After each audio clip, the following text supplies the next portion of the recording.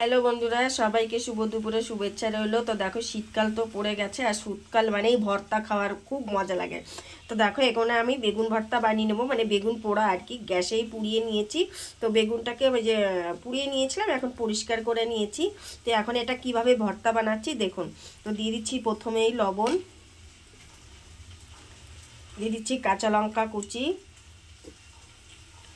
দিয়ে দিচ্ছি পেঁয়াজ কুচি, পেঁয়াজ কুচি দিয়ে দিলাম, আর দিয়ে দেবো কাঁচা সর্ষের তেল। এবার এটাকে মেখে নেব। এটা গরম ভাতে আর শীতকালের দিনে এই এক ভর্তা দিয়েই কিন্তু ভাত খাওয়া হয়ে যায়। আপনারা এর সঙ্গে টমেটো পুড়িয়ে দিতে পারেন, একটু রসুন পুড়িয়ে দিতে পারেন, ভালো লাগে খেতে। আমি দিইনি, আমরা এমনি নর্মাল ভর্তাটাই বানিয়েছি।